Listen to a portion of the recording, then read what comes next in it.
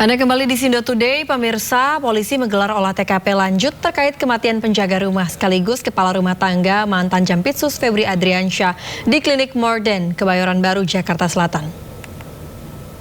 Ya, dari olah TKP yang dilakukan sekitar pukul 1 siang kemarin, polisi mengamankan sejumlah barang bukti, di antaranya kotak hitam, bantal beserta sprei berwarna hijau, serta sejumlah barang lainnya.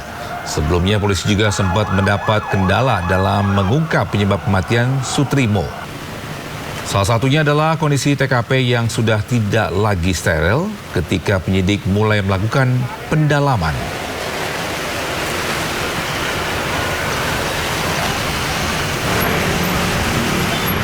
Selain itu, polisi menyisir rekaman kamera CCTV di sekitar Klinik Morden, Kebayoran Baru, Jakarta Selatan untuk mengusut kasus kematian Sutrimo yang diduga Karungga ex-Jampitsus Febri Adriansyah. Aparat kepolisian memasang garis polisi di gerbang dan pintu masuk Klinik Morden. Langkah ini dilakukan guna mengusut tuntas misteri kematian Sutrimo. Tak hanya di gerbang depan, garis polisi juga tampak mengikat pintu masuk utama klinik. Tim penyidik juga mencari dan meminta keterangan dari sejumlah saksi yang berada di sekitar lokasi saat korban ditemukan untuk menyusun kronologi secara utuh.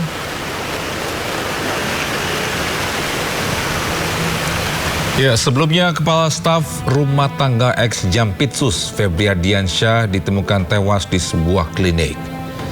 Dalam informasi tersebut, Sutrimo meninggal dunia dengan kondisi mulut berbusa. Sutrimo, Kepala Rumah Tangga ex-Jampitsus Febri Adriansyah ditemukan tewas tak wajar. Korban ditewas ini dengan mulut berbusa. Korban juga sempat dilarikan ke sebuah klinik. Korban juga sempat ke rumah sakit Muhammadiyah di Taman Puring, Kebayoran Baru dan dinyatakan telah meninggal dunia. Dikabarkan Sutrimo sempat menelepon saudaranya dan mengeluhkan sakit di bagian lambung. Almarhum Sutrimo dibawa ke kampung halaman untuk dimakamkan.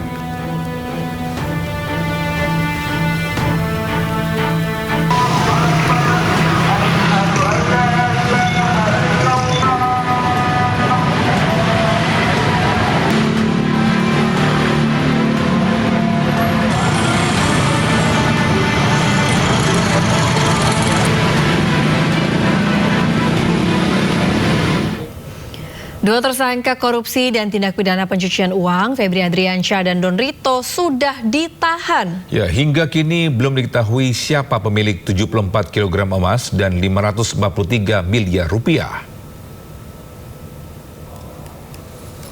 Walaupun dua tersangka korupsi dan tindak pidana pencucian uang Febri Adriansyah dan Don Rito sudah ditahan, namun ada satu teka-teki yang belum terpecahkan. Siapa pemilik 74 kg emas dan 543 miliar rupiah hasil penggeledahan Kortas Tipikor?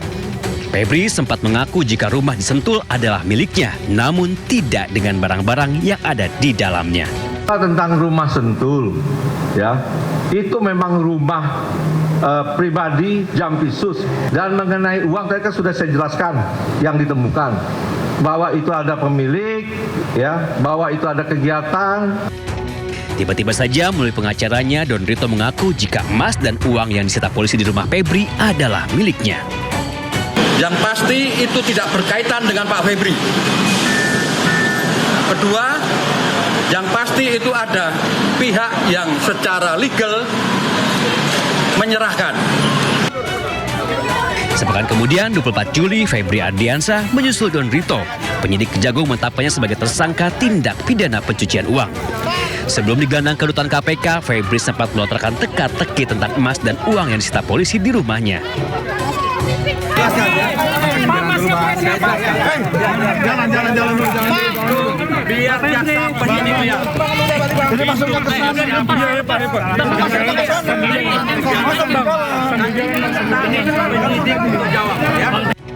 Teka-teki yang dilempar Febri harus dibuktikan oleh penyidik. Ahli hukum pidana menyebut jika uang dan emas di rumah Febri hasil titipan, kemungkinan besar penitipnya adalah pengusaha atau atasan Febri sendiri. Nah, itu kan menjadi pertanyaan, ya, menjadi punya siapa itu? Ya, penyidik bisa membuktikan bahwa itu adalah miliknya. Dan kalaupun kemudian dia berargumen bahwa itu dia dititipin, nah pertanyaannya adalah siapa yang berani nitip ke dia? Kan kemungkinannya ada dua. Yang berhubungan secara struktural birokrasi gitu ya kan, artinya atasannya atau temennya satu eselon sama-sama eselon 1 gitu ya kan, bisa seperti itu kan, atau orang lain yang punya hubungan bisnis dengan dia. Kini si pelempar teka-teki sudah dipenjara dengan tudingan tindak pidana pencucian uang atau TPPU. Sementara tim Sebar Kejagung tidak menjelaskan lebih detail kasus TPPU yang dilakukan mantan jaksanya itu. Tim Liputan iNews melaporkan. Pemirsa, bagaimana perkembangan kasus kematian kepala rumah tangga mantan Jampitsus Febri Adriansyah? Sudah ada rekan kami Indira Utomo dan juru kamera Fihir Fauzia di Polda Metro Jaya. Selamat pagi Indira, kemarin polisi melakukan olah TKP dan ada barang bukti apa saja yang ditemukan di tempat kejadian. Ya, selamat pagi Lala dan juga Togi. Memang kemarin Senin pada tanggal 27 Juli, tim Pusat Laboratorium Forensik melaksanakan olah tempat kejadian perkara terkait meninggalnya Sutrimo, yakni kepala rumah tangga ex Jampitsus Febri Adriansyah di Klinik Modern Estetik Klinik, Kebayoran Baru, Jakarta Selatan. Dan olah TKP ini berlangsung sejak pukul 1 siang, yang mana polisi mulai membuka garis kuning pembatas hingga pukul 2:15. Dan usai olah TKP, petugas membawa sejumlah barang dari dalam klinik yang akan nantinya diperiksa lebih lanjut di Pusat Laboratorium Forensik. Penyidik juga sempat ditanyai oleh awak media apakah menemukan adanya indikasi temuan racun di lokasi kejadian, namun dari pihak penyidik mengatakan memang tidak ada tanda-tanda tersebut. Namun kepolisian belum mengungkap apa saja barang yang diamankan dari hasil olah TKP dan mengatakan saat ini masih proses penyelidikan dan nantinya untuk hasilnya akan langsung dibeberkan kepada awak media melalui Kabid Humas Polda Metro Jaya. Dan dari awak media sendiri memang melihat ada beberapa barang yang dibawa dari dalam klinik. Contohnya ada kotak hitam, tikar, dan sejumlah barang yang dimasukkan ke dalam plastik. Dan apabila kita lihat kondisi lebih dalam, apakah dari bangunan klinik modern tersebut memang sudah terlihat tidak berpenghuni, mulai banyak tanaman seperti bangunan yang sudah tidak terawat, kemudian terlihat juga atap plafon yang jebol.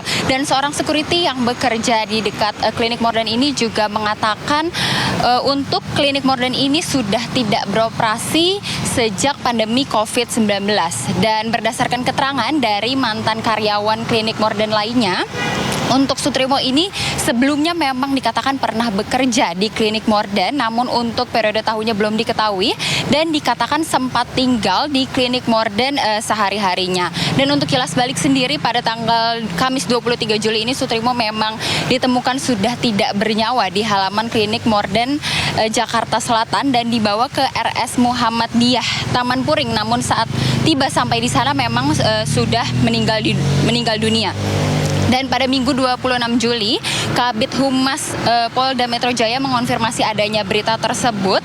Dan memang pada saat itu malamnya juga langsung melaksanakan olah TKP dan masih menyusuri dan mencari bukti tambahan baik dari CCTV, kemudian warga sekitar yang tinggal di klinik modern.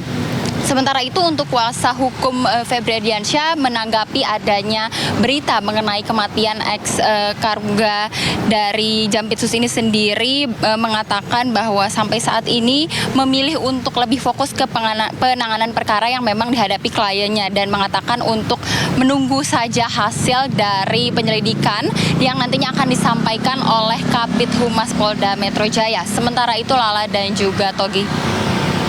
Atas laporannya Indira Utomo dan juru kamera Fihir Fauzia di Polda Metro Jaya, selamat bertugas kembali. Pemirsa, 9 pembalap Indonesia yang tergabung dalam Indonesia Cross Country Rally Team kembali akan turun membawa nama merah putih dalam ajang rally terbesar Asia Cross Country Rally atau AXCR 2026. Ya, para rally Indonesia ini akan berjuang menuntaskan jarak sejauh 2.000 km dalam event yang akan berlangsung di Thailand pada 9 hingga 16 Agustus 2026.